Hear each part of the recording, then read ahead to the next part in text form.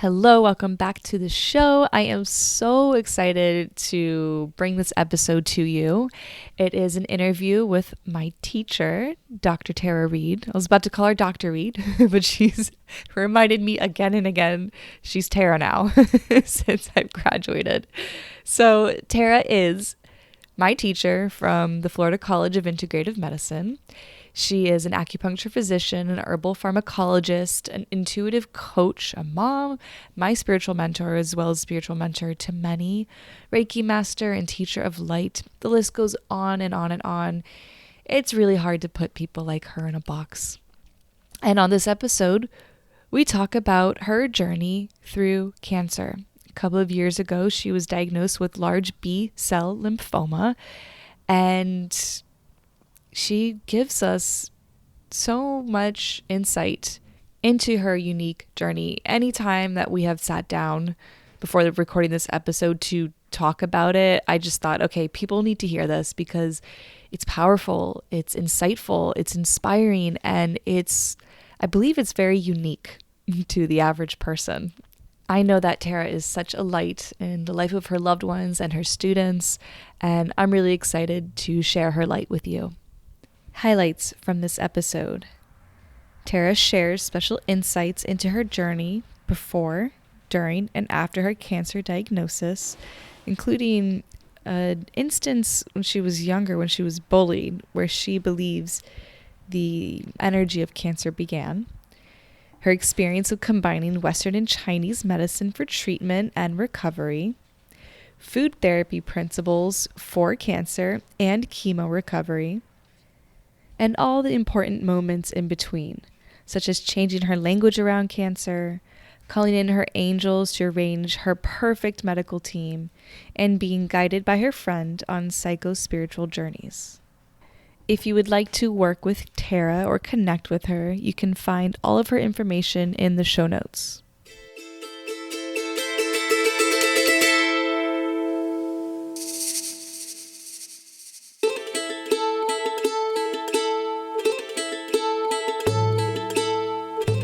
Welcome to the School of Whispers podcast. This is your host, Stephanie. I'm a licensed acupuncture physician and herbalist with a background in psychology, health sciences, and exercise physiology. Within my own spiritual awakening, I found myself learning pivotal lessons when I got myself to be in silence. Within that silence, the whispers came through.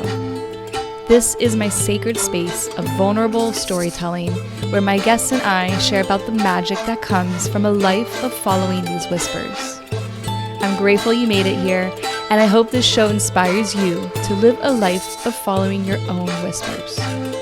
Let's get into the show.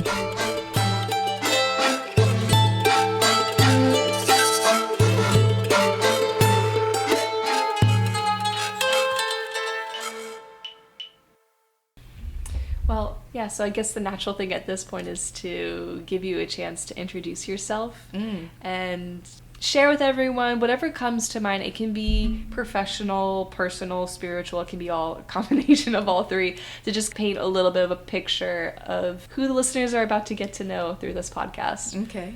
Well, my name is Tara Reed, and I know Stephanie through being a teacher at the school that she just completed. Yay! And so that's why she keeps calling me Dr. Reed. Because on campus, I'm Dr. Reed. Everywhere else in my life, I'm Tara, and at home, I'm also Mom. So I am married, and I have 2 kids. My kids are under 10. Both kids are under 10. And we're coming into Christmas time, and Christmas time for us is like Christmas, birthday. So we have a lot of celebrating right now, and so that's a lot of fun and a lot of prep for us, like a lot of planning, like got to start buying gifts really early. I'm a lot of things. I've been thinking about that lately. That Tara lady. Yeah, that Tara lady. Right now I'm a teacher. I would say I'm like an intuitive coach. I don't really know what else to call that. I'm an acupuncture physician and herbal pharmacologist. I'm a mom, as I said. And I don't know what else there is to say about that. I would say you're also a spiritual mentor. Okay. You've been that I would for say, me. yeah, that kind of, I've been trying to name that part of what I do because I'm shifting into probably doing sessions with people. I shouldn't say probably. I'm pretty sure that's happening. You know, I'm working with a few people right now, but it's not really advertised yet, but probably will be after this break. That's part of the intention for this break. Well, and this won't be published until like February or March, so Okay. Perfect timing. All right, good. Yeah. I don't know if there's anything else to say. Okay. Awesome. Yeah. Well, where I would like, actually, I'm going to take a moment and just talk a little bit about my first interactions with you. That what really drew me to you is, well, you have a very soft and gentle way, but you have a little bit of like that humor, that ironic, dry humor that I loved. And then I remember one day you mentioned something, and it was point location, it was semester 1, and you said something that really hit me, and it was about mother-daughter connection. Oh. And then I remember coming up to you and just sharing a little bit about just my struggles with family and boundaries, and just all, not just with my mom, but just in general. And you said, oh, it sounds like you need a cord cutting ceremony. And I was like, oh, what's that? And because you're also a Reiki master, you teach Reiki classes, you're a practitioner. And so we did the DNA activation and the cord cutting ceremony. And in that, I was kind of having a little bit of a psychic awakening myself. And I remember during that session, I felt 2 beings enter the room. And they were like these tall guard-like being things that didn't feel human. They felt more like alien, interdimensional. And I remember hearing a message of they're going to follow me around for a little bit of time so that I can feel safe and comfortable diving deeper into this practice. And then from that moment, it just all tumbled really fast with all the psychic, the astral travel, the doing readings for people, me myself having really strange dreams and almost feelings of like leaving my body without really understanding what was going on. All these strange happenings that our session together kind of exploded my brain into. Yeah. So I felt like I'd be remiss in not mentioning that side of you, because we go there. I forgot that I am a Reiki teacher. Yeah. I'm a Reiki teacher. I'm also a teacher of the light, which is, I studied with an ancient mystery school, and I would say that I still do. And I just took a break from basically everything, and we'll probably talk about that. But my teacher, I took 3 courses with her, and they're basically like 3-day courses, but they're very deep into the spiritual practice, and some of the things that we learn. Like in the first one, we don't learn the cord cutting or anything. It's really for you. It's kind of like an initiatory class, and you just kind of get the experience of getting familiar with your own energy and this higher divine flow as a result of the class, because there's an attunement in this as well. It's just different than the Reiki attunement. And then the next class is where you learn how to do the cord cutting and the DNA activation. And so I did that a couple years later. I took a lot of time doing these classes. And then I took the 3rd class, and that one, I learned a lot of different things. But because, as you know, I got sick, I didn't get to practice those very much. And so I just did a little bit more with those, and then kind of went on pause. When I asked my teacher, like, what do I call myself now? And she's like, you could call yourself this, this, this. She's like, I kind of like teacher of the light for you, especially since you're already a teacher. And I was like, I like that too. I really, really like that. Teacher of the light. Mm-hmm. It pulls me in. I'd be like, what kind of light? What are we talking about here? And I resonate with that too. Yeah. Well, I would like to go into cancer. Yeah. Yeah? Okay, awesome. So Dr. Reed was my teacher for a semester and a half, right? Because it was my 2nd semester you left. Yeah, and then she was diagnosed with cancer, and that just put her into a whole whirlwind. So I'm going to give you the floor, because I love, oh my gosh, when I think about early in the semester when you were telling us the story, it was so good. I feel like it's a perspective that is really valuable for people to hear. So I'll let you take it away. Yeah, cancer is devastating for the patient. It's devastating for everyone in the patient's life that's close to them, and even people who are on the outskirts of their community bubbles.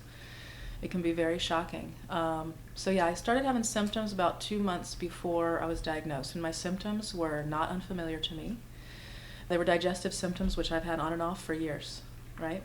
And I would say I lived a relatively healthy diet, definitely healthier than the average American, in the sense that I was aware of, the foods that I ate. I was not eating to just stop hunger, but I was eating some foods that would contribute to various imbalances in my body. And that's part of how we get imbalanced is, we're feeding those cravings and stuff. And then the symptoms didn't go away. Like normally one of the symptoms, which was just feeling bloated and maybe like uncomfortable from eating, say, too much gluten or something like that, which I'm sensitive to. Once I stopped eating it, 3 days later, I'm back to normal. But it was like 3 weeks, and I was really busy at the time. And so the 3 weeks passed so quickly.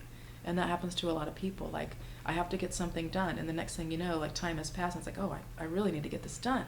It was kind of like that, how when you're very busy, you don't have time to, like, look at the little things, or I wasn't looking at myself. And so I was like, oh, I'm still not feeling good. And I mentioned it to my wife, and I was like, these symptoms usually go away in a few days, but this has been 3 weeks. And she said, oh. And so then I started paying attention. Then somewhere in there, maybe like at like 5 weeks or so, I was like, I can feel something in my abdomen, my upper abdomen. And I didn't think much of it because I hadn't palpated my abdomen in a long time. And I know that seems weird, like, I think most people don't touch their abdomen at all. But I guess in my field and having learned abdominal massage, I periodically would massage my abdomen. Because I was so busy, I wasn't focused over here on me. And so this time was passing as this cancer was growing. And then I was like, there's definitely something there. And I had large diffuse B-cell lymphoma, and that's a form that grows, it doubles in size in 60 days. So it grows really fast. It's a very fast-growing cancer. And so for it to be something that I notice and is suddenly so much worse is not uncommon. And I went through everything, and I thought of all kinds of things. What could this be that I'm feeling in my abdomen? And, being the physician is sometimes to our own detriment. And I would say in my case it was, because I was telling people initially when I was telling my story, I would say I never considered cancer, but actually I considered it and dismissed it so quickly that it never became like a full conscious thought. It's like it just couldn't be me, right? I couldn't be the one with cancer. Yeah. And then I started to have discomfort that I was really noticing. Like when I laid on my back to sleep at night, which was my preferred way to sleep, I was like, I feel uncomfortable. There's no pain. Cancer does not cause pain until it grows to the point that it pushes something into a nerve, or it touches a nerve on its own, or if it grows into nerves. Obviously, if it grows into nerves, that'd be really painful. And then probably about 2 weeks before I got diagnosed, I went and got a chiropractic adjustment and had to lay on my stomach for that. And I noticed like being extremely uncomfortable in that area. So the pressure of me laying on my abdomen was just like, wow, that's really different. And that's when I asked Christy, I'm like, okay, I need to find a Western primary care doctor because I need somebody to do some scans or something, And she was like, okay. So she asked in her Facebook group of, kind of like people like us, like people who are more natural, like, hey, who's your Western doctor? And please tell me who you like so we can go to that person. And nobody said that they liked their Western doctor. I was like, man, come on. You got to have somebody that you trust enough to send you for scans. It's so hard. Right. When I go to the Western doctor, I often just want to cry just before I even see the doctor. Yeah. And I understand that. And she came back and was like, nobody likes their stuff. So then I was like, okay, what symptoms do I have? Like, what can I do for right now until we can find somebody? I'll start asking friends, and then, if nobody has anybody, we'll find somebody and I'll go, it'll take a few days. And so I took some things that had helped me in the past. Like I had a history of acid reflux. And even though I hadn't taken anything like Prilosec in years, I was like, I still had some left over, still within date. And I was like, I'll take that. We'll see how it does. And then, I'll get to the doctor here soon. And I felt tremendously better.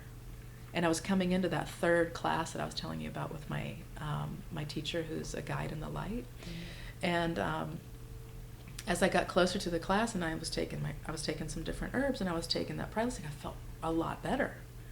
I could still feel that thing, and it had grown, right? It was obvious now that something is there. I can't deny it. But when I researched it, it said cancer doesn't move, and I was feeling movement, and I hadn't considered that I was feeling my organs move in front of this cancer, which was growing behind them, right? And it was just me dismissing the possibility of cancer, which many people do. It can't be me. I can't be the one, right? Right. You don't want to get yourself in an obsessive Yes. thought. Yeah. Yeah. And so I went into this spiritual class, and on Friday, it was a Friday, Saturday, Sunday. On Friday, I felt pretty good, and I was like, I'm getting better. On Saturday, when we went to lunch, I was like, I actually don't feel good. And then on Sunday, as the day went on, I just felt worse and worse and worse. And then I had this attunement. We finished the class. I went home, and immediately the pain started, like really ramped up, like suddenly. And so I had been doing some acupuncture so that I could sleep. Like I would like do that because it was starting to feel like something I could call pain, but it really wasn't a pain yet, but it was uncomfortable when I slept. And I was sleeping kind of sitting up, and I was like, I really got to get something done this week about this. But here we are on Sunday, and now it's like, I'm telling Christy, I'm with tears, like I'm probably going to the hospital tonight. And she's like, okay. And she says, okay, I looked online, and people say that if you go at night, you're probably going to wait till the morning anyway. So maybe if you can wait till the morning, you probably won't get into the ER until the morning because it's the era of COVID. There's a lot of people and all this stuff. So anyway, I was like, I'll try sitting up and sleeping one more time, and then I'm going. And I just got a few things that I would need, like my wallet and my bag and a jacket and my shoes and socks. I set them all in one spot because I was pretty sure I was going to go. Mm-hmm. Well, 3:30 in the morning, I got up. I went and told her I'm going. She said, okay. Went to the hospital. And I could not sit down with comfort, and I definitely couldn't lay down. So I didn't even sit down in the waiting area. And the waiting area was like split. Over here is people without, COVID symptoms, and over here is people with COVID symptoms. I'm like, what are they doing? I mean, there's not like nobody's really, separated here. They're over here coughing, and, the air is blowing. So anyway, I never sat down. But when I got there, I was just walking, and I thought, I should probably ask for some guidance. And so from this teacher that I was just mentioning, she taught us something called calling upon. And for me, it's calling upon angels, basically. And so the way the waiting area was the waiting area, and then down this hall were the bathrooms. And I was like, I'm going to go down this hall because I feel like this is something that people are going to look at me and be like, they're going to know that I'm doing it because, like, it's a physical thing. Like, your hands go up above you and then go down and around. And it's obvious that you're doing something spiritual. And I'm like, that's my business, so I'm going to take it down this hallway. So I do it, and I ask for my angels to come and be with me and help me, and also to arrange the most amazing medical team for this experience. And I turn around, and I'm walking back up to the waiting area, and this lady comes walking down, and she stops me. We both have masks on, and so we can't really hear each other. And she says, do you know the sinner's prayer? And I didn't know what she said. So I said, what is it called? She said, the sinner's prayer. And I figured if she said it twice and I can't figure it out, I must not know it. And I said, I'm sorry, I don't think I do. And she said, okay. She went in the bathroom, and as I continued to walk back up on my little loop that I was doing, I was like, I wonder if she means the Lord's Prayer. And I said it to myself, our Father who art in heaven, hallowed be thy name. I went through the whole thing. I was like, I do know it. I'm going to go ask her if that's it. So I waited by the bathroom. She came out, and I said, is it the one that starts like this? Our Father who art in heaven. She said, yes. I said, I do know it. She said, will you pray it so I can pray it? And I said, yes. My hands were in my jacket pocket, and I had just called upon my angels. And so I said it, and she said it, and I said it, and she said it. And she went through the whole thing. And at the end, as she's saying the last line, I felt energy come down through me and going into my hands. And I'm like, I know this is for her. So I pulled my hands out of my pockets, and I aimed my palms at her. And I said, God bless you. And I just feel this energy flow to her very gently. And she said, thank you. And I said, you're welcome. And she walked on. And I was like, okay, my angels are definitely here. And that was arranged for me to see that. That's how I live my life. Like, there's no coincidences. Mm-hmm. It's all serendipity. It's all divine arrangement, And then when I finally got called into the ER to actually do my intake, they were like, hey, come on, sit down, tell me what's going on. The lady who took my intake was really friendly, and I was like, I have this pain in my abdomen, I can feel something there, and I've been doing acupuncture to mitigate the pain. And I said, I know y'all might not like acupuncture here. She goes, no, my mom's been off of high blood pressure meds for 3 years because of acupuncture. We love acupuncture. And I was like, thank you, like up in the heavens, like, thank you, angels, you arranged this perfectly. And it was just a good experience from then on. So short version is I got into the ER, and when I finally got a room, the ER doctor came in, and I was like, this is definitely a lesbian. Thank goodness. God is arranging everything, And so she's holding this paper, and she says, listen, you have cancer, and I don't want to be, I don't want you to, miss treatment. Right now, we can't find your insurance in the system. I know you have something that says you have it, but we have to find it on our end. If we let you leave, it could be months before you're seen. I've seen that happen to people, and I don't want that for you. If you stay inpatient, we can do it all this week. I didn't know what do it all this week meant, but if she's saying do it all, I'm thinking, let's do it all this week. Admit me, please. My body started shaking as soon as she finished and left the room. She asked me before she left, is there anything I can do for you? And I said, I've been in pain for a long time, like since the previous evening, and I haven't slept at all tonight. I haven't slept in 48 hours. And I was like, if you can help me with that. She's like, okay, I'll send somebody with a painkiller. So my body's shaking, and there's nothing I can do. I'm definitely feeling like a physical fear. Yeah, I was going to say, is the shaking a response to the news? Yep. Yeah, okay. Yeah. And I was just like, okay, if I can get my mind to shift, then my experience won't be so fearful. And so I don't know what I looked up, but I went on YouTube and I just looked up like cancer and positive, something along those lines, and it brought up a TED Talk. And this lady just for 11 minutes talked about her experience and also said, if the doctors told me I had an aggressive cancer, I decided to call it friendly and assertive. The doctor said it could metastasize. And she thought it could spread itself around and meet more people. Like she just translated it into all these positive things. And I was like, okay, if she can do it, I can do it. And as soon as I watched it, the shaking stopped. And I was like, okay, because I'm going to be in this hospital alone. I know that because it's COVID. I'm probably not going to have visitors. And I was right about that. But I knew that I needed to do something. And then I called Chrissy and I gave her the news, which sent her into very high anxiety. Her grandmother died of cancer. Her mother had a cancer in the same location that mine was. It was a different type, but in the same location. Well, we didn't really know 100% yet what it was, but we knew it was cancer. And her friend's mother from high school died of cancer. So she had a lot of cancer experience that wasn't good. And her best friend, just a few years ago, died of cancer. Mm-hmm. So a lot of cancer in her life.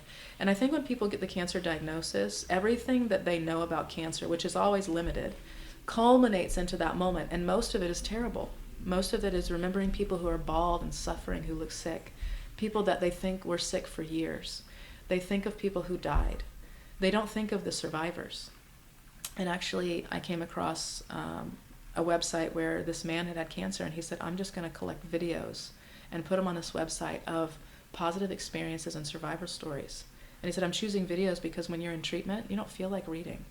You might not have the energy, but you could watch a 1.5-minute video. And so that's what was his goal as a survivor, was to bring that around.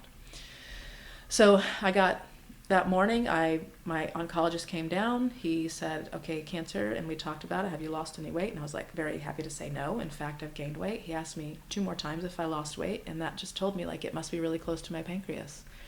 And he said, it's retroperitoneal. We just need another CAT scan, and then we'll send you for an MRI, and we'll do a PET scan later this week. They had already worked all this out. We just had to get the appointments made. And he said, from here, you're going to go get a biopsy. Like from the ER, before you get a room, you're getting a biopsy. If we don't have a room ready for you after your biopsy, you'll come back down and wait here. I was like, okay. So they took me, prepped me for I had the CT, came back, got a Percocet, thank goodness. I've never been so happy for opiates in my life, right? And then towards the end of chemo, I also had opiates as well, same one, Percocet, because I was familiar, and they said, that's fine. So got prepped for the biopsy, went in, had the biopsy, went straight to a room. That night, they took me for an MRI at 10 p.m. They're not playing. They're just 24 hours doing their things. The next day was just waiting for those results to come back, but my doctor had already planned for a port placement because they knew what they were looking at. They didn't know what kind of cancer, but they knew that they were going to have to do treatment. So I had the port placed Wednesday morning. My doctor came to visit me and said, you're going to have a bone biopsy later. We did get results. And he said, simple is you have large B-cell lymphoma. Complicated is, it's called large diffuse B-cell lymphoma, 2E bulky. 2E means it is growing around a vessel, a blood vessel. Bulky means it's larger than 7.5 centimeters. It was 9 centimeters, which is about 3.5 inches. Is this a rare type of lymphoma? No, it's very common. Is it? Because my friend's mom got B-cell lymphoma over 2020, very, very close to yours. But she was told that only middle-aged men living in the Midwest got it. And it was very rare that she is a woman. She's like, we just never heard of this happening to a woman before. Yeah. So I was curious if you guys had the same one, but it doesn't sound like it. Well, large diffuse B-cell lymphoma is extremely common. Okay. And they probably, even though it's happening mostly in the Midwest, they probably have enough experience to treat it very effectively. So he was, my doctor was an Indian man, and he was very, very kind, and I was really appreciative to have him. And it's not, I didn't meet any others, so I don't know what any others are like to compare, but I knew that he was the right one for me. One and done. Yeah. Wow, that's lucky. And he said, when he called me on Tuesday to tell me, that we're continuing and we're trying to get your PET scan scheduled and all this stuff, he said, do you have any family members that you would like me to call for you? And I was like, wow, no, I'm in communication. They know what's going on. And he said, okay, if you want me to, let me know. And I was like, oh, wow, it's really helpful. He's like, do you have kids? I'm like, yes. He's like, what ages? And I think it was 18 months and 6. Maybe my son was 5. And he was like, okay, they're too young to like really explain to them. And he said, so whatever you feel you want to say to them. He said, if they were older, I would talk with you about that, So did you tell just Chrissy, or did you tell your parents? And no, the first day I told Chrissy. That was Monday. Monday afternoon, I texted my family in the morning. We have like a family text that we use that goes to my siblings and my dad. And I just said, I'm in the hospital, I've had abdominal pain. I was waiting to hear for sure. And then later that afternoon, my doctor was very clear. And so I called my dad and told him.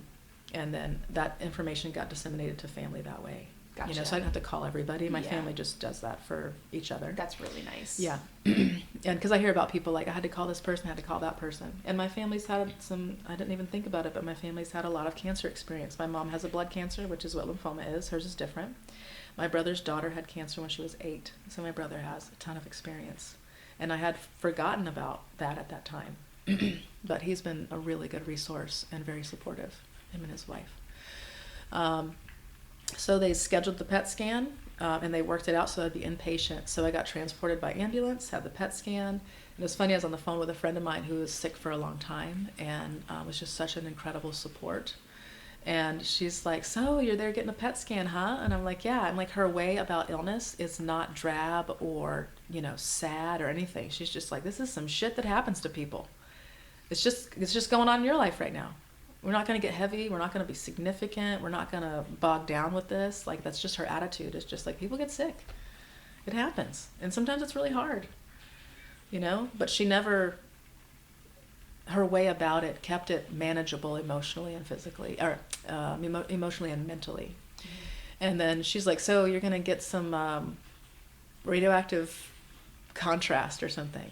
And I mentioned it to the lady. I'm like, what kind of contrast? Because people think it's dye, but she said it's actually radioactive glucose. I was like, radioactive sugar. I was like, oh yay, oh, fun, lovely. Isn't that what causes cancer? And then she's like, yeah.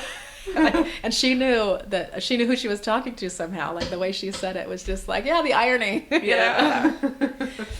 But that was the longest scan ever. I had to take painkillers to be able to lay down for it. I mean, it was only like 30 to 40 minutes for this. They did a complete PET scan.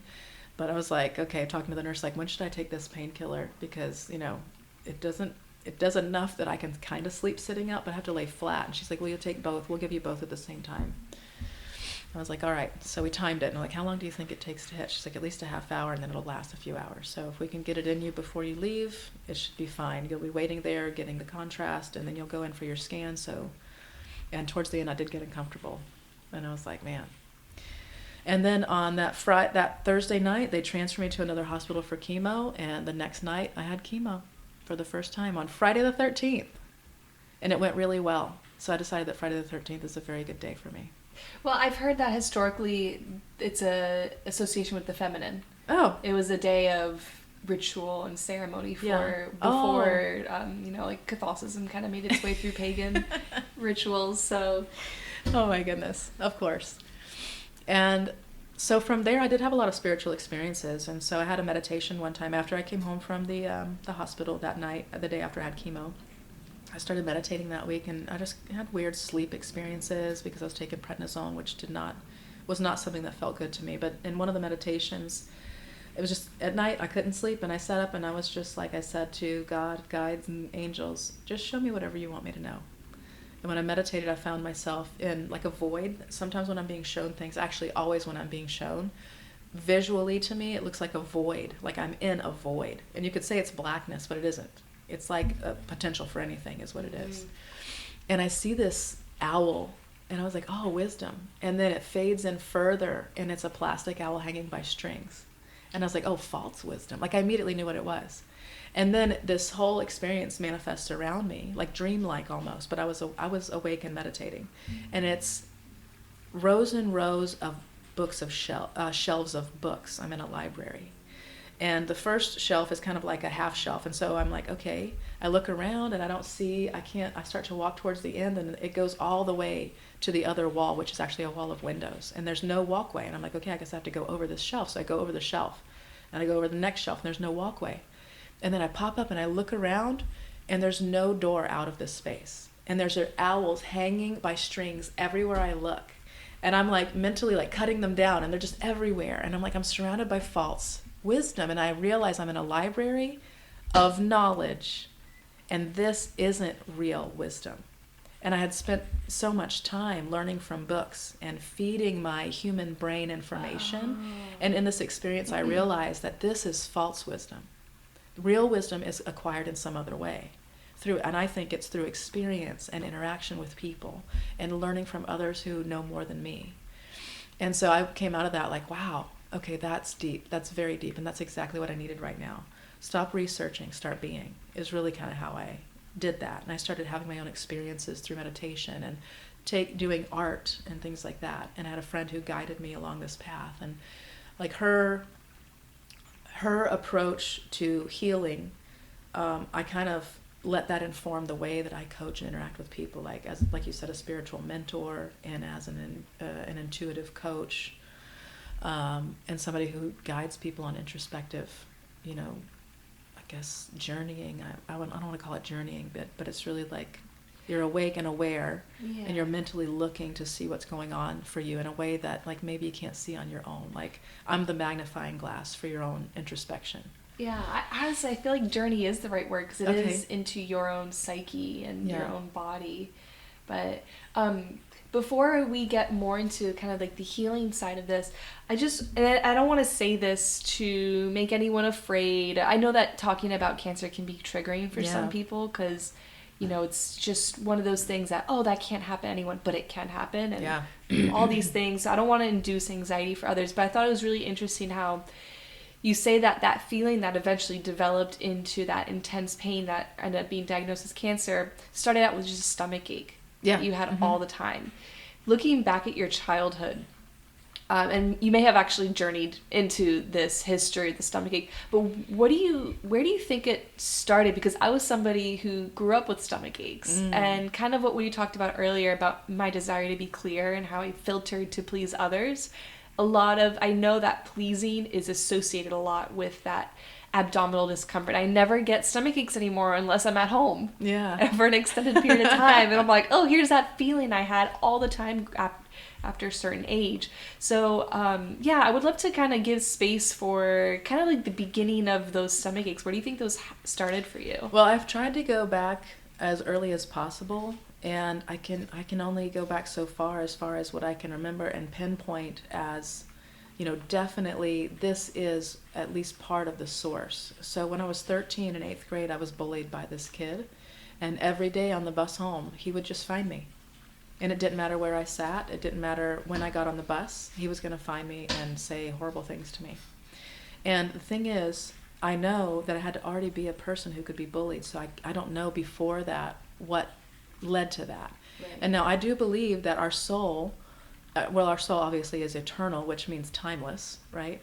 And I believe that we have many past lives on Earth and other planets as well, right? There's many planets in our known universe, and if we think that this is the only universe, then there's like endless possibilities here. But if there is another thing that we could call a universe that's outside of this one, then we could be there too, because we are timeless, eternal, and light. And we can manifest into physical experiences, in agreement with God and what the intentions are supposed to be. So we can have things that happened and are recorded on some level in the soul, and we can bring some of that in with us. We can also have things that we say we want to experience at the soul level, and that's part of our list, our so-called contract that some people call it, that we come in with. Like I may have a contract that I want to forgive somebody who's being a bully. And that person has to manifest and come in as the bully for me. Does that make sense? Right? So we knew each other on the soul level, and we agreed upon that. And for me, that gives me some kind of freedom that I chose it, and that means that I can work through it. It gives me power. It's not to say that like it's your fault that you got bullied and treated so badly, but it's to say that you wanted something that was strong and hard to forgive, because when it's harder to forgive, you have more growth. Yeah. On the soul level, even to have that experience of forgiveness at a higher level. And so knowing that, that's not where I started. I started with just like acknowledging that I was bullied and that it's been affecting me since I was 13 years old. You know, I'm now in my 40s, so that's a long time. And I thought I was past it, and I thought it was done, and I guess mentally it was, but I stored it in my body. And so where it got stored in my body created stagnation. So from a Chinese medicine's point of view, cancer arises in a state of deficiency and stagnation. Okay, so deficiency and stagnation allow fluids to accumulate, right? Dampness accumulates and congeals. And as it congeals, it becomes a mass that's measurable. And that mass may be a benign tumor, or it may be a cancerous tumor, right? Or it could just be thick fluid, and then a change in lifestyle, diet, mental outlook, and healing emotions will just resolve it before it ever manifests. And if it does manifest as something, we can also heal it or ensure that it never comes back by healing those emotional things, by changing our physical lives. So where I came from was I was working a lot because we wanted a down payment for a house. And we were for sure at least halfway there, you know, like a good down payment. And then cancer happened. And I really had to let go of, I almost had a down payment for a really nice house.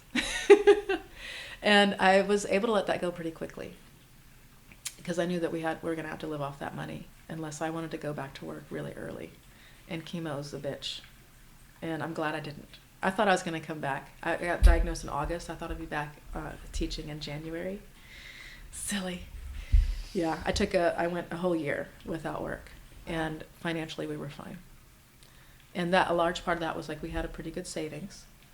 Here's a divine intervention that I forget about sometimes. Before I started having symptoms, my son was having some problems with his teeth, and we had gone to a couple dentists. It was going to be really expensive, and I was like, okay, so let's look at this. This is interesting because, you know, back in 2020, my daughter was born in 2019 late. 2020, she was automatically put on Medicaid, and we never did anything with it because we were doing a concierge pediatrician. So you pay monthly to be able to see this pediatrician, and they're more natural. It was Dr. Canizero in Longwood. He did functional medicine and all this stuff, right? And we were like, well, we want to stay with him, and he doesn't take Medicaid, so we chose to like not have insurance for ourselves, and then we wanted to just have the kids, we would just pay for their, you know, checkups. And, you know, barring an accident, we could not foresee our children getting sick, or even us getting sick. So when we get into 2021, early 2021, my son's having problems with his teeth, and I was like, you know what, maybe I'll look into that Medicaid thing and just see if that does dental. And I knew nothing about it, so I just went through the process, filled everything out, and it came back 3 weeks before I went in the hospital. It was confirmed that we all had coverage. And I was like, oh, okay, well, that's all right. We'll just take the kids. So we got an appointment for my son's teeth, and that was going to fall after my first chemo, but I didn't know that that was going to happen at that time. So we made the appointments, and then I was like, okay, well, I'm going to take this piece of paper with me to the hospital. I mean, I don't really know what this means. It says it's called share of cost or something like that. And I didn't know what that meant, and I was like, but I'm going to show him, and then maybe like we have to pay a certain amount, because it was said like $1,700. And I was like, maybe we have to pay $1,700 for a certain type of visit, but maybe it'll cover some. Well, it turned out to cover 100% of my treatments. Wow. And what was there for me other than my son's teeth? I mean, we had waited so long to like do anything. It was over a year that we just didn't even look into the Medicaid thing, because we just were like, we don't need that. We have enough money. We're going to pay for this type of, pediatrician. We'll pay for the dental stuff. But then when the dental stuff looked like it was going to be over $1,000, I was like, maybe we should look into this Medicaid thing. And I feel like it was all divinely arranged, and that just 3 weeks before I went in the hospital, there it was. And, I wasn't sure, is this going to cover anything? I don't know. And it covered everything all the way through. And it continues to, like next year, beginning in January, I have a final, biannual CT scan, and then it goes to once a year.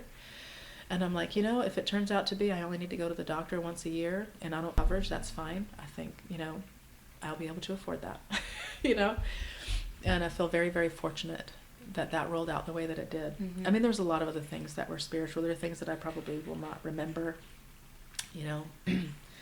And what I'm thinking now is just how your experience is a testament to, because I know this kind of happened for me in the last couple of weeks of school last month, like 2 months. I kind of told myself, oh, just put your spirituality on a shelf for now because you got to get through this. And so you're not going to, I don't know it was like more that I was giving myself more grace to have more sugar or smoke some weed or like, just self-medicate, numb a little bit. Yeah. Right. But then I realized that, and I also had an experience that kind of made me feel a little bit funny about spirituality in general, but it was these people, it was the festival I told you about. But then I quickly realized, okay, well, this is my spirituality versus theirs. Yes. So, and then I also quickly realized as I announced to people, I'm going to put this on a shelf, it was impossible to put it on a shelf because it's who I am. And it's what helps get me through. And your experience right there is you could have easily said, well, this is huge. This is all consuming. So I'm going to just put my spiritual practices on a shelf for a little so I can get through cancer. Yeah. One of the biggest things that could ever happen to anyone in their life. But no, for you instead, it was your companion the whole way through. Yeah. Yeah. In fact, when I was in the hospital, Chrissy was like, what can I bring you? I was like, okay, bring me my computer, bring me my incense, bring me these things. And I was like, there would go like some basic things that you might want. Because I needed my computer because I needed to set up an email for my patients. And I needed to communicate with the school, to let them know, like, hey, I'm not coming back this week. I don't know when I'm coming back. So I did that right away. But I also, every day, twice a day, which was my instructions from my teacher, do these 3 things every day, and it will impact your life. And I was like, okay. And part of it is you burn incense while you do it, but I'm in a hospital. I'm not trying to, like, evacuate a wing, And so what I just said to, guides, angels, and God, I was just like, let this very minimal lighting of incense represent burning as much as is needed. And so what I would do is I would do all the things, and then right at the end, I would just light it, split second, put it out, one little puff of smoke. And I was like, that is enough. I just decided that it was enough. And what does the incense in that practice represent? Oh, it helps light come in. Oh. Yeah, okay. It's Nag Champa, and that's what they say that it is used for. Gotcha. Yeah. Okay. And she's like, it has to be Nag Champa to do that purpose. And do you mind sharing a little more what you did in that ritual? Yep, so there's 3 things. One is the Kabbalistic cross, and we do that in and out, which means I do it for myself to clear myself, and then if I do it out, it creates a protective barrier. And she says it lasts 24 hours, but it starts to really dissipate around 12, And so that's why she says you do it twice a day. And you also create a activated magic circle. And you can create a circle. Anybody can create a circle. Anybody can do like a protection cross. And then the activated circle is done in a particular way. And because it's lineage training, I'm only allowed to share it in a particular way, and unless somebody wants to study it, and then they have to go study it from a teacher. Gotcha. And then they can do it. And then what is the 3rd thing? Oh, the calling upon angels. Yeah. So those 3 things. And normally you would light the incense first, do those 3 things, which, if you do it quickly, you can do it in, less than 5 minutes, all of it. But if you want to linger and spend a little more time and feel it coming in, you might take 10 minutes to do it. Right. These things are not meant to take time out of your day. It's meant to be things that are tools to help and just set you up for that, have your angels with you, have your guides with you, and set the intention that, I've got this activated circle at home. No matter where I go today, this circle is impacting my energy. And, when I come home at night, it'll be there. Mm-hmm. And you're supposed to do it twice a day because they all sort of the strength of them dissipates starting at 12 hours or around 12 hours. Got it. And that seems like, especially in a hospital, so important to do. So I did it twice a day. Yeah. And I would be like, okay, my nurse just came in, let me go do this thing. So they don't come in and I'm lighting an incense, oh, sorry. But no one noticed, and incense is a strong smell. So I just did it very minimally, just enough to represent it, you know. And if I felt like maybe I shouldn't today, I would just hold the incense stick and just put the intention there. Yeah. And I meditated and I did, whatever I could, and I just relaxed and I walked every day. And I held space for other people that were there. Just meaning I let my heart say, I'm just going to hold the space of love for the people who are, I was the youngest person I was the only person walking. I'm in my 40s and most of these people are in their 70s. Right. So I was a different kind of patient for them in a lot of ways. Yeah. And one thing I just want to say for anyone listening who, with the call upon practice, from my understanding, is a being of the highest good, the highest dimension, higher dimensions, they will always require permission. Yes. To, I mean, I guess they're always there, but I guess to manifest, I guess, more in our field. And I don't mean that in a sense of showing up like a straight up angel in your way or someone moving an object, but for them to have more of a manifesting energy, to have more of an effect, I guess. Yeah, they'll arrange things. They'll turn your head for you to look and see something and be like, oh, I didn't know that was there. Yeah. Or you keep seeing certain numbers. Why are you looking that way at that time? Why does that truck have that number you saw on your clock earlier? Yeah. Why is this person saying that to you? In this perfect timing. Again. Wow. The whispers. Yeah. And they're everywhere. If you start paying attention, they keep showing up. And the more you do your spiritual work, the more they show up. Yeah. And yeah, my teacher said that the light has to be requested. We have to ask for them. The dark can just come in and influence. Like if you're in a weakened state one day, meaning you're just having a really rough day, slightly more susceptible. Now, if you're working in the light on a regular basis, slightly more susceptible is still unattainable to the dark. Like they can't touch you. But if you're somebody who's really struggling and just starting out and there's a lot around you in your life that you're really dealing with, then you might be a little more susceptible. So keep doing that spiritual work to keep, kind of keep that protective light flowing in. And it's not about shields necessarily, but it's about having that light there. And that light will guide you, open you up, turn your head. The people around you that you're not meant to be around will start to fade away. Mm-hmm. You don't really have to do anything about it. Once you start to shift into somebody who no longer wants that type of partner, your energy changes. More light. You want somebody who has certain things. You got your checklist, right? Nobody's going to check off all the boxes. Nobody's going to be perfect. But there's certain things that are really important to you. And as they step more into the light, whether that's, more meditation or, eating healthier is also stepping into the light. And the next thing you know, like their options for dating, their pool changes. And they're like, whoa, there's 3 or 4 right now that look pretty good. I'm a little wary though, because how's it going to turn out? Okay, well, that's up to you. Like you stay in the light, you keep working in the light, you start to get to know like which one is going to be supportive and which one is not. And they'll come back and tell me about oh, I met this one and then it started to go this way. And I was like, nope, I'm not the person who's okay with that anymore. That's right. That's right. And then the next one is going to be there and you get to choose. You don't have to date just because you are single. You're right. I can go work on me. Yeah. One of my Reiki students was like, I've always wanted to travel. She did the Reiki classes and the next thing you know, she's like, I'm seeing pictures all over her Facebook. Like, I'm here. I was like, oh my gosh, she did it. Wow. I love that you gave the relationship example because I get a lot of people ask me about that. But honestly, I was super, because Mom and I have a great marriage and all that stuff. I was really unconscious when I met him. And I still have all my friends who are doing the work and they're single and they're like, 70, what do I do? And I'm like, I wish I knew. Yeah. But you know what you said there, plus having somebody to do what that mental, emotional intention that you had me do in the very beginning, I think that would be really helpful before a date. So, yes. So I think it's time to gear a little bit into the healing because we talked a lot about Western medicine and what you have been saying was very healing for me because I really don't, and I know that there's a lineage there. Like I know my mom's side did not like Western doctors, but then she had a disease when I went untreated that turned into cancer. And so my mom always raised us with that story. So, but still like my innate being just hates Western medicine. So thank you for sharing all those positive experiences.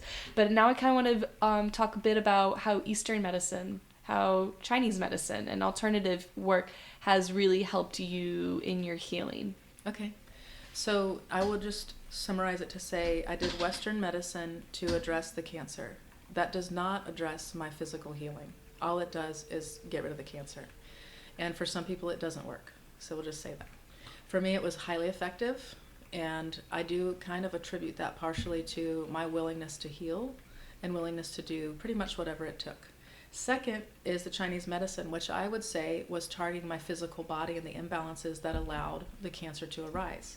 And then there's mental, emotional, spiritual, which all overlap. Of course, they also overlap with physical, which is really where the true healing happened, in my opinion, because I was healing past traumas, and I was also engaging in my spiritual practice at a higher level than probably I ever had.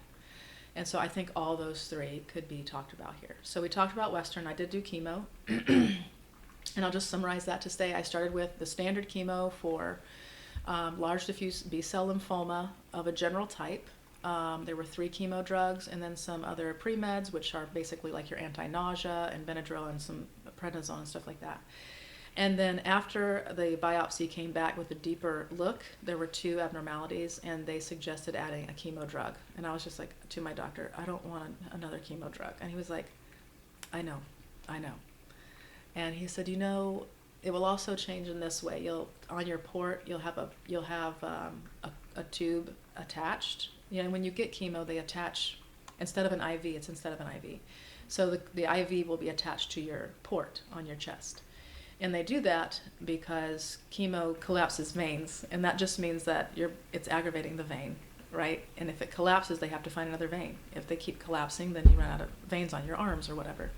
And so the port is just dumping it into your right atrium. Awesome. Awesome. Yeah.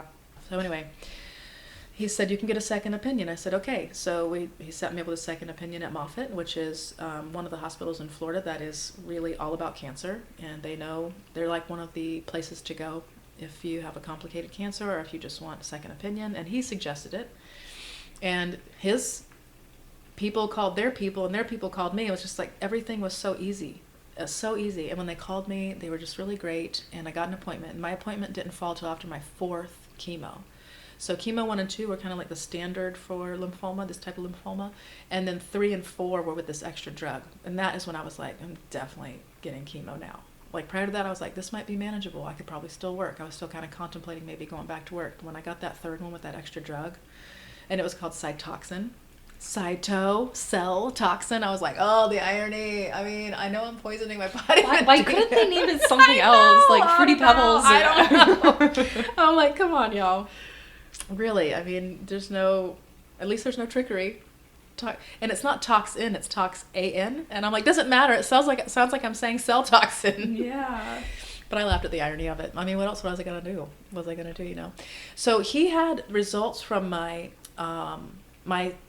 PET scan, and he didn't really talk, and he just sounded not worried about it or anything. He gave me the results and handed them to me, and I read it, and I could see that the tumor had shrunk a lot. And then when I went to Moffitt, they were like, we would consider you in remission. I was like, really? And she goes, you didn't know? I was like, no, I didn't know. She's like, I don't know why your doctor didn't tell you. Yeah, you're in remission. And I was like, okay. And she goes, maybe he just wanted to get you to get the second opinion first. And I was like, okay, well, thank you. And I left there like, okay, great. I didn't have the energy to be really enthusiastic. And I was still like, is it really over? Yeah. I stayed in the is it really over probably until recently. We're at 2 years, you know, so it takes a long time to feel like it's over. And right before I'd had that 4th chemo is when I finally said, okay, I'm going to do all 6 rounds. I just feel like I'm being guided that all 6 is what I need to do. Of course, Western, that's their protocol. They're like, at 6, we say you're cured. They did say the word cure, which, you know, we're not supposed to say cure. That's a dangerous word, but they said it. Even Western's not really supposed to say that. And maybe that's changed since I first heard about using that term cure, you know. Because usually they would call it remission, but she's like, yeah, you're in remission. We would say cure after 6 rounds with these drugs, because that's what we've seen. That's what we've seen and experienced. And they were wonderful. They listened to me. We talked about acupuncture and all that. I'm just telling you, it's like I had such a good experience in that way. Chemo itself was awful, honestly. Okay, so there's that. And my chemo was 6 rounds. The last 4 rounds, I would go on Monday and get the pre-meds. They would hook up a bag with all 4 chemos in it to my port, which I would carry that bag for the next 24 hours, and it would pump. I would just hear, and for the first 3 rounds, as I heard every time, I got more nauseous. And I was just like, I really need to change my mentality around that. So my next round, I was like, I'm not going to say that I'm getting nauseous. I'm going to say that the tumor is being totally resolved. Every time I hear that, cancer is being completely resolved. Okay, no more cancer. No more cancer. And then after I have it on for the first day, I stop hearing it. You know, but that first day, every cycle, I would hear that sound all the time. Okay, so then Chinese medicine, I was recommended by 2 students who did not know each other. One had just graduated and one was fairly new. They both said, please consider seeing Dr. Renee in Sarasota. And I did. And I really liked him. Like, as a doctor, I really liked him. Um, he just from the start just shared so much information with me. He's like, you're a practitioner. If you were not a practitioner, I would tell you need to come at least once a week for the acupuncture, and you want to stay on these herbs all the time. And he said, but you're a practitioner, you can get your own herbs, you can have somebody treat you. It's a long drive, so if you don't have to do it, don't do it. And I was like, okay. So I timed my sessions with him on the 3rd week of each cycle, which would be the week where I was not getting any medication. I was feeling pretty good, and I knew I could drive myself. The week that I got chemo, I couldn't, because I could not make it back in time in order to change the bag each day, because I had to have a refill each day until Friday. So that 2nd week I felt like crap, and then the 3rd week I felt okay. And so I would time it. So basically I saw him monthly for a few sessions, and then I bought a 10-pack. And he would give me information every time. Eat these soups. So bone broth soup with beef bones, no meat, because red meat is warming, and chemo is hot, so you don't want to put anything extra that's going to cause heat. And so, and the diet is meant to be moist. So you want to cook with any kind of dryness. No grilling, no baking. You could steam something and then maybe stir fry it for a little more flavor, but you're not going to be doing that at every meal, because fried food obviously is also not good. But his suggestion was, you could steam some potatoes and then maybe like saute a little bit to get like a different kind of flavor, so in case you're having trouble eating or whatever. We did Shayasan to harmonize the middle, and also something to move the stool, because chemo's hot, so it's going to astringe all the fluids, dry things up, and then the stool doesn't move. That most people get constipation, some get damp heat, diarrhea, but I'd say it's really close to 100% that it's constipation. So I took Mazirin one, but he said also Ranchan one and another one. So your TCM treatment was more to help you recover from the chemo versus kill, because hearing you say how earlier from the TCM perspective how tumors can be from fluid buildup and damp buildup. I know that a nourishing yin diet doesn't necessarily equal dampness, right. But I just thought it was interesting that you called it kind of fluid can cause the stagnation, or stagnation comes with fluid, but you're having a very fluid filled diet. Yeah. Mm-hmm. Yeah. So it's the stagnation and deficiency that allow for the cancer to arise. So if you think about cells, an individual cell has to cleanse, dump the trash into interstitial space, and then either the lymph or the blood picks up that fluid.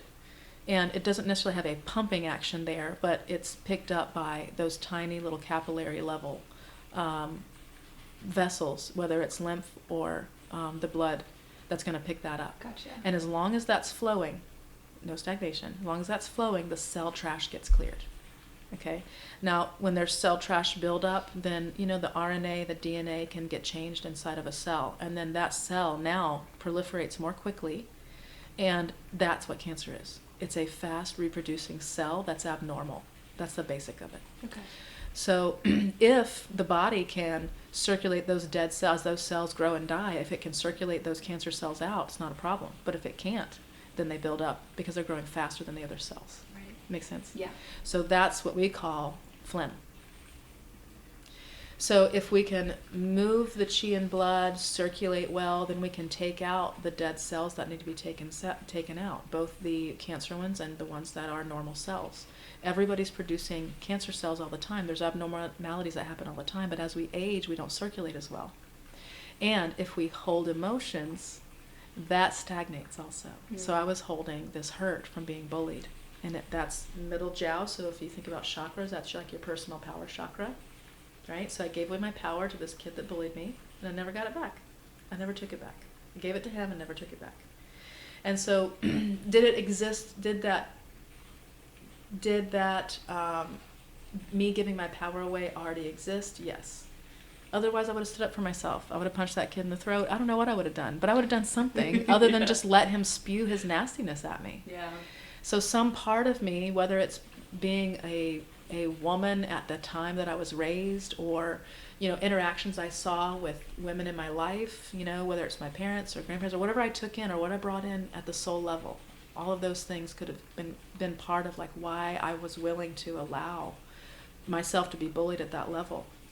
And then I just packed everything in, and I just stored it right there in my personal power chakra. This is who I am. I'm low self-esteem. I don't stand up for myself. My boundaries aren't clear. All that stuff. And I carried that for a long time. Now, did I develop boundaries? Yeah. Were they perfect? No. No boundary is, right? But was I better at boundaries than I was when I was 13? Yeah, totally. But I didn't totally heal everything. And so that was there festering. Okay, so there's the stagnation allowing for that buildup of fluid, not being carried away and circulated properly, and so it builds up, and you get that trash build up, and then you get these cells that should be dying off more quickly and being circulated out, but they're not because they're proliferating faster than the circulation.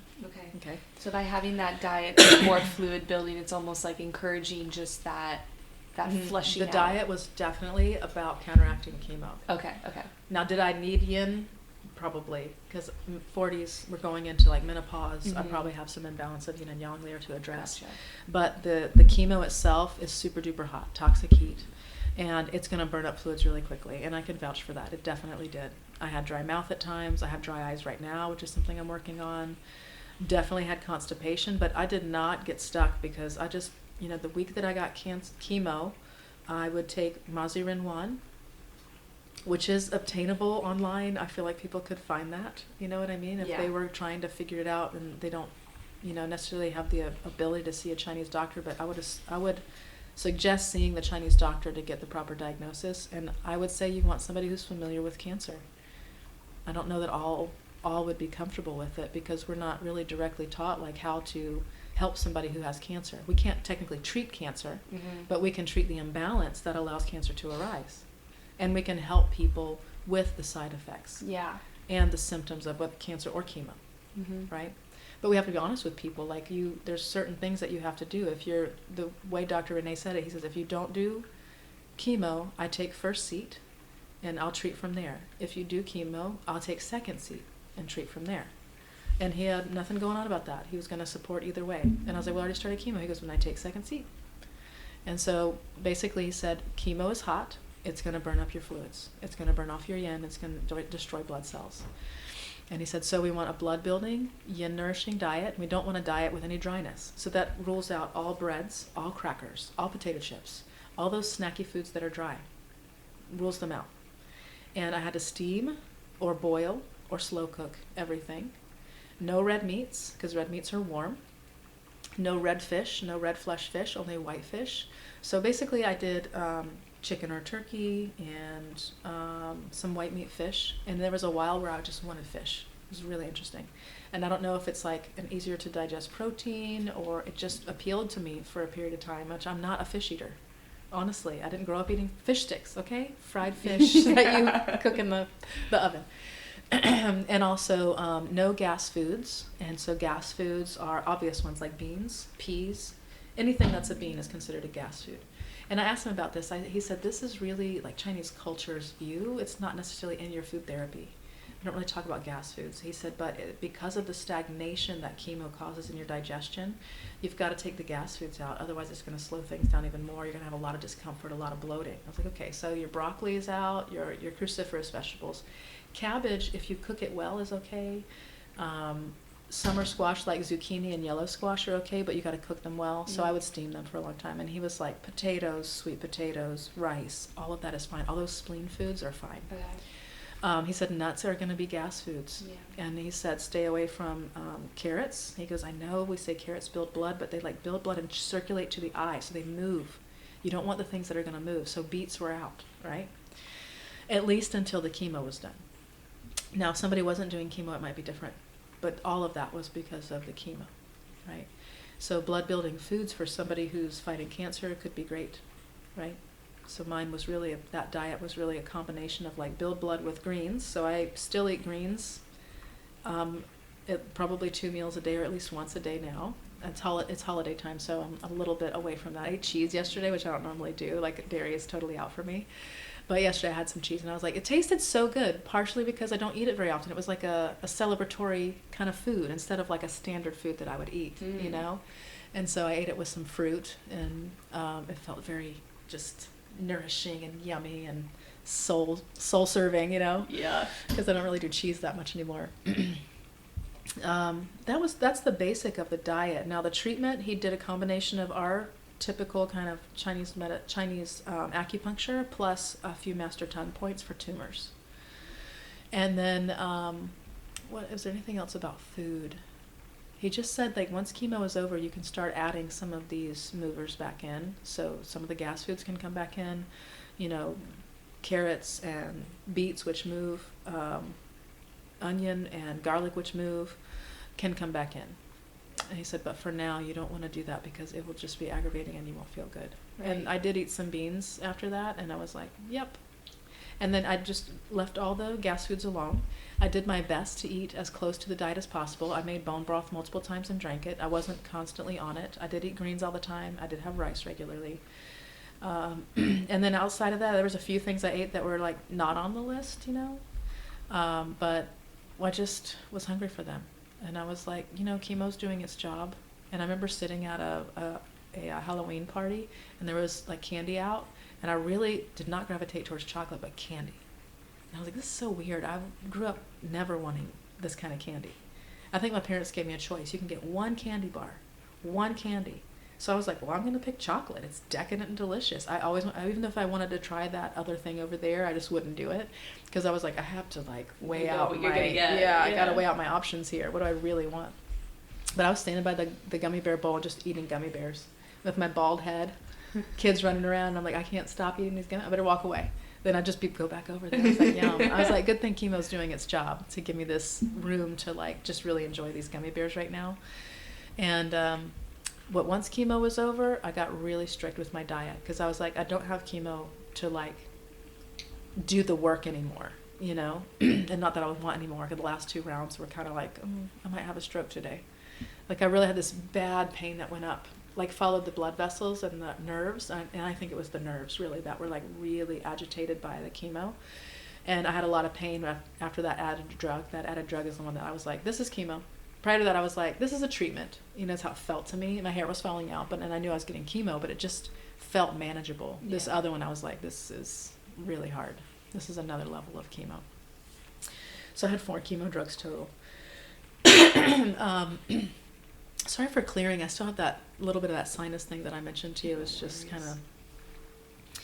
And then the spiritual work. Do you have any questions about the Chinese medicine? Is there anything else? No, I just want to say to everyone, something like Matsurenwan, I'll have a link to that in the show notes so you can kind of it's marijuana hemp seed formula, like that's the main ingredient, but it's going to have other stuff. I'll just put a link in the show notes just if you're curious. And the Renshengwan, and you mentioned one other. There is another one, I can't remember what it was. Yeah. But they're all directly related to moving to the large intestine. And Maziren-1 has more of a moistening because it has the seeds, right, which have oil, which we need moistening. And then Runchong is more about purging than moistening. Move the boat with the water? Yeah. That's the water boat? Yeah. And, you know, the Xiaoyao-san is to harmonize the liver and the spleen. And that's another one that people can find online. You know, the only thing I would say is, like, read about the source of your herbs, like the company, and make sure that they're doing a good job with their herbs. Yeah. Because there's some that they cut corners, and there's things in their herbs that shouldn't be there. So you just want to go with a good quality brand. Yeah. Yeah. So go ahead and get into the spiritual aspect. Oh yeah, the spiritual. This is so interesting to me. So my friend Kathy, who was sick for a very long time, and she's got, you know, a lot of different diagnoses that she went through over 7 years until she finally one day was just like, they're all guessing. I'm going to start guessing. And then that just shifted her into like a very spiritual approach to healing herself. And what she developed into, I don't really know how else to say it, is your body is going to tell you through the symptoms where to look. So if you have cancer, that's a symptom. And actually, Dr. Renee said the same thing. Cancer is a symptom. Cancer is not the illness. It's the symptom. He said it's like a headache in the sense that it's a symptom. Obviously, it's more life-threatening than most headaches. But it's the same thing. If you fix the underlying cause, then the cancer gets resolved. And he said, of course, you have to approach cancer differently than some other things, but that's the bottom line. And the same thing with Kathy. My experience with her and how I would interpret and take away from her is that we're healing the emotional, mental aspect of ourselves and releasing these long-held things that cause symptomology, and then the symptoms fall away. And the aspect of what we were holding on to that is healing or protective, we can keep. So we keep what we like. and it no longer is a source of illness. Does that make sense? Mm-hmm. Yeah. So the way it worked is I'll give you an example. Like, obviously we talked a lot during our sessions. Our sessions would be 2 hours. Every once in a while it was 3. I mean, she just really, as my friend, was just like, I'm here for you. And I'm very fortunate in that, because even though this kind of work is available to people, sometimes it's expensive, you know. And I was lucky to have somebody who I gave to her for a few years when she was sick. I just did acupuncture treatments at no charge for a long time. I didn't know I was investing into the Bank of Kathy, but I was. And I got a great return on investment. So she came back around and she's like, you never owe me. You don't owe me anything. Never. I don't ever want you to feel that way. And so our first session was just talking. It was actually before I went in the hospital. And she just, in her very gentle Kathy way and very direct, just said, have you had any scans or anything on your abdomen where you can feel this thing? And I was like, no. She was like, okay. And then we just kind of went in and did like a short session. And I just knew the way that she said it, something was just really clear. Like, something came under the radar, like, you really have to get this looked at. And then that's when I was like really starting to try to find somebody that could, you know, do that for me. And then next thing you know, I was in the hospital. It was like really that fast. Like, it was like the week before I saw her, and then the next week I was in the hospital, you know. And so she called me in the hospital, and she was wonderful. And one of the things that she said to me that I share with a lot of people, especially if you're dealing with illness, the medical establishment has a way of talking about things. So in the case of cancer, it'll be naming the kind of cancer, talking about where it's located, and then staging, and then treatment. And none of their words are meant to decide for us whether or not we heal. It has no bearing. It could have been stage 4 metastatic cancer, and it doesn't mean a death sentence. Those things are not what determine our healing. We do. And if we are done with this life, then we can be done with this life, right? And if we want to be here longer, which I did. When I was in the hospital, I remember looking out the window, and I was like, I will do this for my kids. And I just knew I would do whatever the treatment was. And I felt comfortable with it. You know what I mean? That was really interesting. Like, when I think back to that, I was like, I was really comfortable going into chemo. I wasn't afraid of chemo. I wasn't even afraid of cancer, really. I was scared of the possibility, but I just, underlying it all, I just had this underlying knowing that I was going to come out okay, at least for this first part, you know? That's so powerful, because it's saying they're not the authority on how long you live. You're the authority. Yes. And the group of women that I did the class with over the weekend prior to going to the hospital, I just felt like I needed to communicate with them. We had just created a text group just for immediately after, and like supporting each other. And I texted in the group, I said, I don't know why, I just feel like I want to share this with you. I was just diagnosed with cancer. I'm in the hospital. I'm going to get treatment this week. And one of the ladies texted me outside of the group, and all she texted me was, this is your journey. And I was like, that's right. This is my journey. There's not another place that I'm meant to be. This is exactly where I'm meant to be, and this is the experience I'm meant to have. And I got settled about it like that. Between her and what Kathy said to me, it just gave me peace. And I guess I could kind of focus in on, this is where I need to focus, on me and healing, on my kids, the things I've been saying, I'm away from the kids too much, I want to be with them more. And I was like, dang, if that's not rapid fire. I also said in this class that we did over the weekend, one of the things that I said, we just made a list of things that we want out of this class experience and coming into our future, like you manifest every time you do this class. She said, write down the things you want, no matter how detailed. If you want a certain amount of money every year, you write that down. If you want a different kind of relationship, or you want to create friendships or something for your work or anything. She's like, I'm just giving examples. One of the things I wrote is I wanted more love and connection with my family. No doubt about it, that happened out of this. No doubt about it. Be careful what you I wish know, for. exactly. You don't know how it's going to happen. But if you come in with the attitude of like, this is part of what I came for. Not that like there's something wrong with this. This is just what is.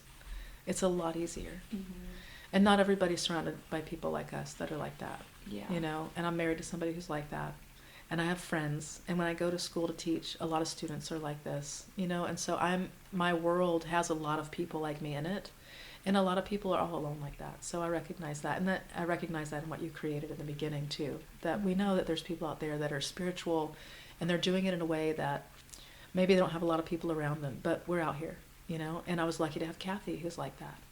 And for Kathy, I was an easy patient or client because I was willing to be as weird, air quotes around weird, right? as necessary. Exactly. I was willing to like make weird noises to heal my body or say whatever needed to be said. If she's telling me to meditate and find myself here, I was like there.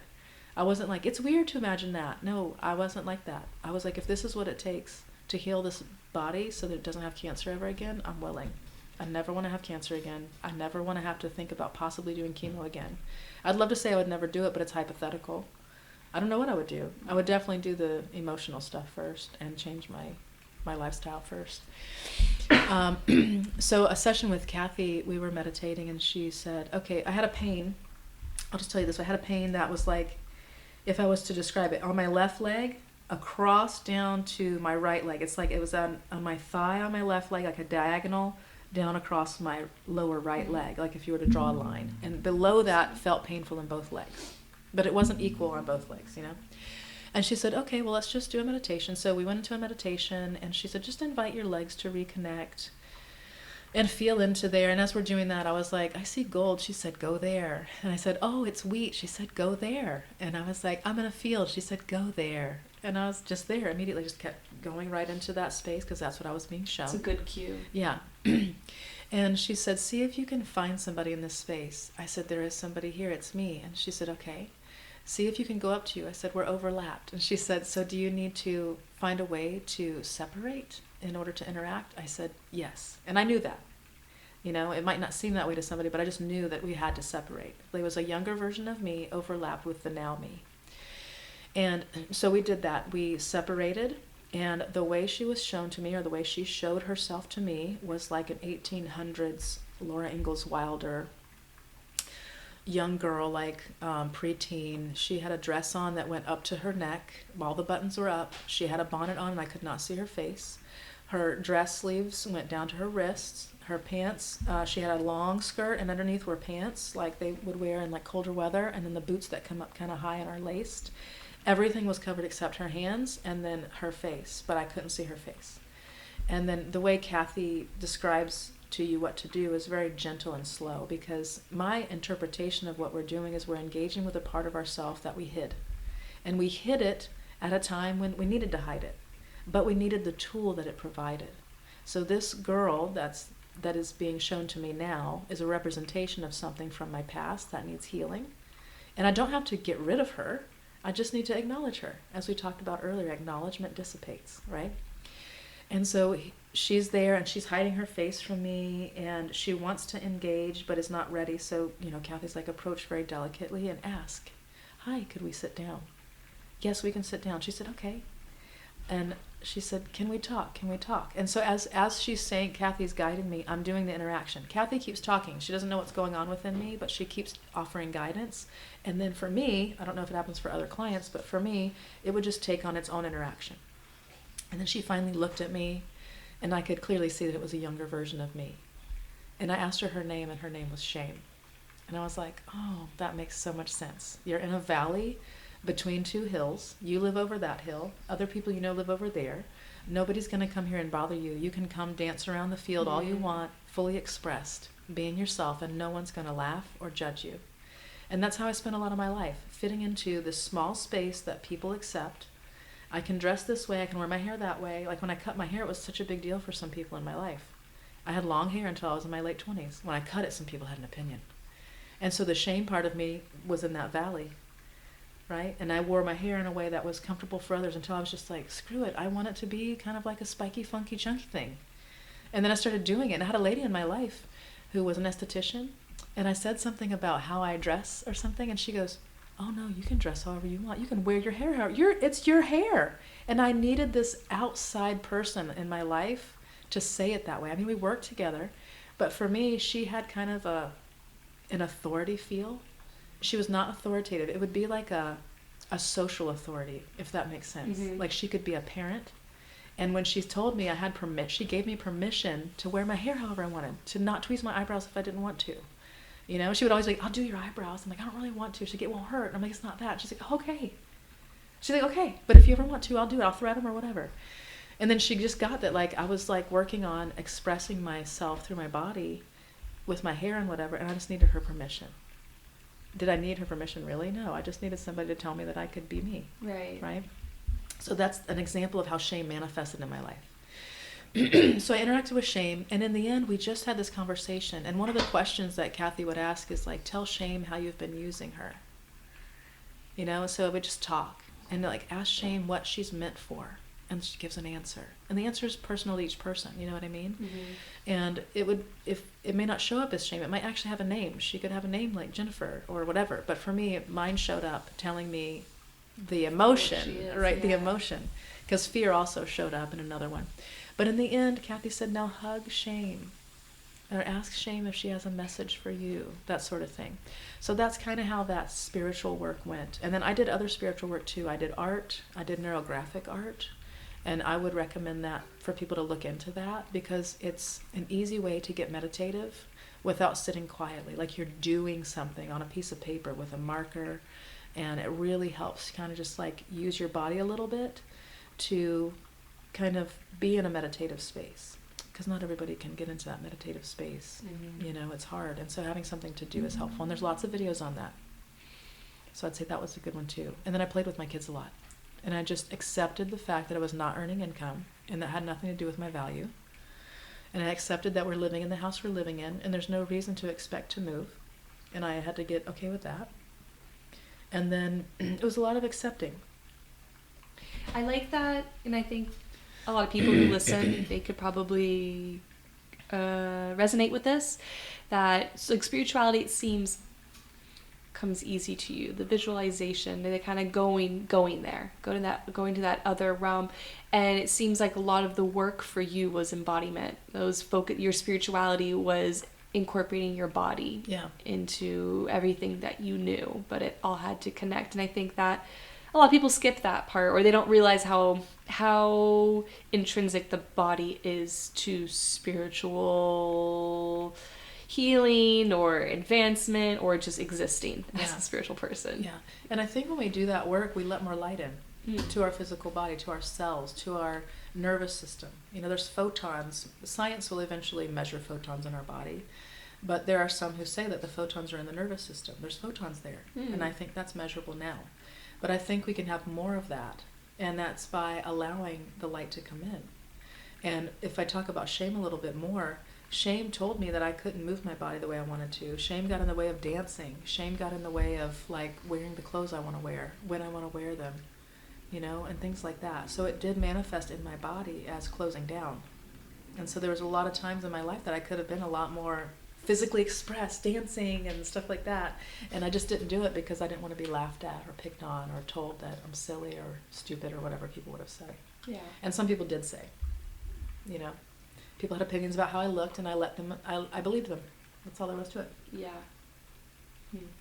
And interesting, when I started healing the trauma through this cancer experience, my dad was posting pictures of me and my brother when we were kids, and I remember the kid that bullied me said things about the way I looked. And a lot of things, and that was one of his focuses. And my mom would tell me, that's crazy, you're beautiful, you look like a model, you have big lips like a model, your face is like a model. And I was just like, bullshit, I mean, you're my mom, like, what do you know? Right? Yeah. And I didn't know that what was in the way was I was agreeing with this other kid. He told me something was wrong with my teeth, everything. And then my dad starts, as I'm healing this stuff, you know, through the cancer experience, my dad's posting these pictures from when me and my brother were little, and I was like, oh, that's such a cute kid. And then he'd post one when I'm about 13, maybe 14, and I was like, my mom was right. Oh my gosh. I mean, my style was my style. I didn't dress like a model, but I was really beautiful. And then I was like, oh my gosh. And I told my friend Kathy, she goes, this is what happens when you heal trauma. The trauma goggles start coming off, and you start seeing things differently. And I was like, I really am. And she's like, that's beautiful. And then I was like, why? Even in my 20s, I started seeing like all the times when I thought I wasn't pretty enough or enough of something. You know, pretty is definitely one for me. Or looking the way that people accept, whether you use the word pretty or not. Like, I don't look the right way, you know? And as I healed this trauma, I was like, wow, that's so interesting. And now as I'm getting older and I see chemo did definitely age me, and I can see it in my skin, the dryness from yin, yin being deficient. I'm like, oh, I'm like, oh, that's okay. It's so interesting. And it shows up, and I'm like, oh, that's old. That's old to be worried about aging. I'm like, okay, that's okay. And I can still, you know, do anti-aging stuff, and I do, and I want to. But it's not because I want to be acceptable to someone else. It's like I just want to look as youthful as I can for a while, and then I'm just looking at myself like I'm older, and I'm like, the older is coming with wisdom. You know what I mean? Like when I say I'm older, I'm like, oh, there's wisdom here. And it's like compiled into like a wholeness instead of like, I'm not youthful enough, or I should look different. Like if you know, oh my gosh, I'm going to think of this lady's name. I guess I'm not going to think of her name. Christine Northrup. Do you know who she is? That name sounds familiar. So she has written a lot of books about, it's really, her focus is like being a woman and embracing who you are as you age and being beautiful in the process. Like, why shouldn't you? Eat the good foods that make your skin healthy. It's going to make your whole body healthy. You're going to feel better and be better. Put the stuff on your skin that makes you pretty. Why not? You look in the mirror, you love yourself more. Okay, great. Now you're expressing more of yourself. And her take on it is not like, do it for someone else. It's you're doing it for you. Yeah, to do it for the sake of nourishment. Yes. Yeah. And because you want to look that way, not because you want to look that way to be more acceptable. You want to look that way because you want to.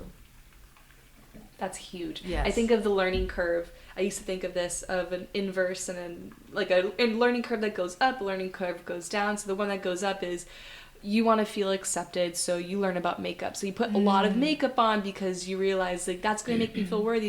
You hit a point where it's like, hold on, it's not working. And then you're like, I don't want to do makeup that much anymore. And then you go below the curve and you realize I'm not going to wear makeup because I was using it to feel unworthy because I believed I was unworthy, and screw that whole narrative. And then it kind of goes back up to a neutral point where you go, I'm going to wear makeup sometimes because it feels really nice to look in the mirror and see that new face or that look, that refreshing look.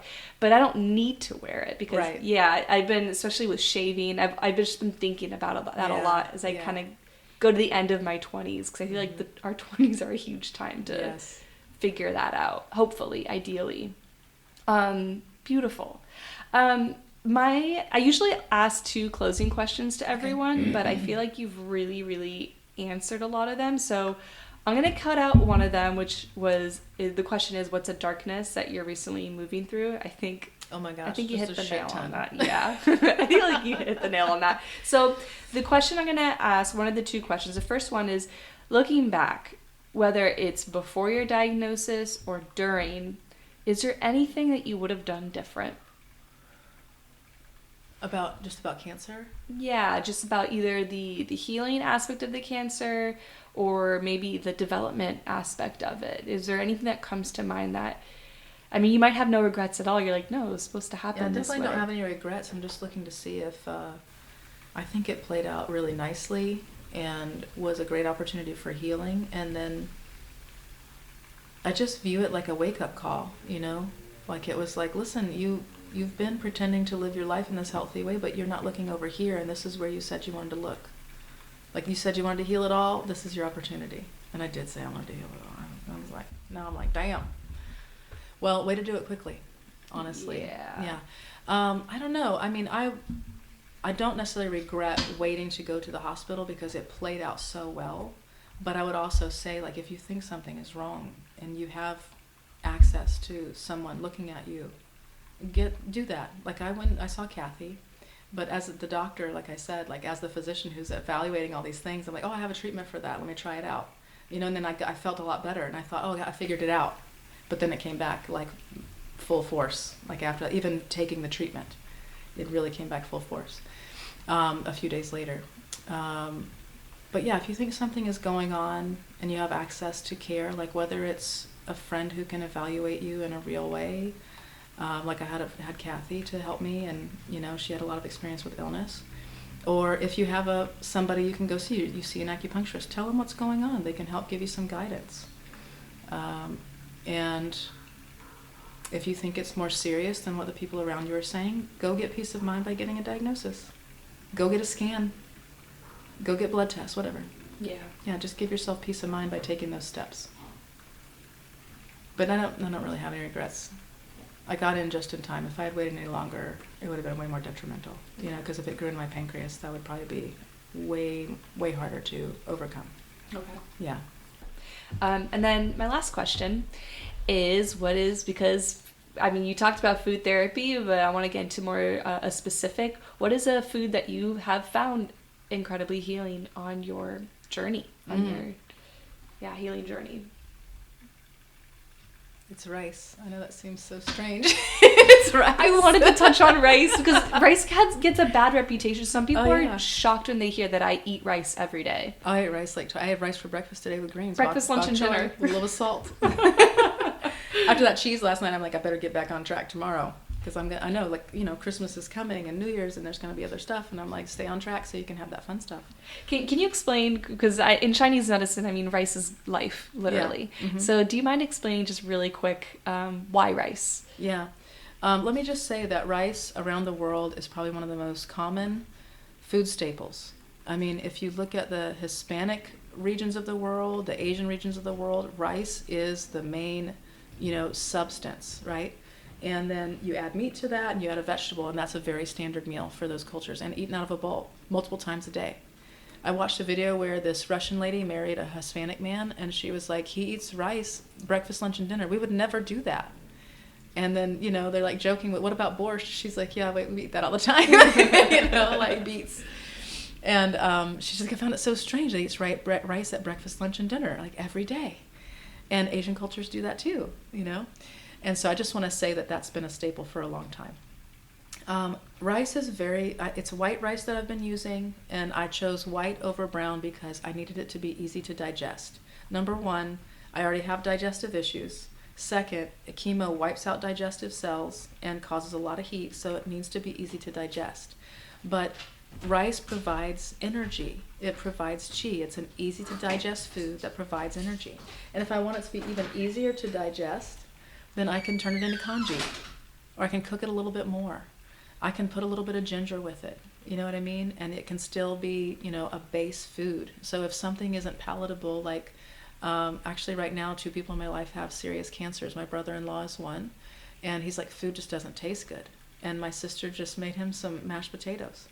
That's another staple. I just happen to like rice better than potatoes, and so that became the one for me. It could be potatoes for other cultures. Potatoes are big in the European culture.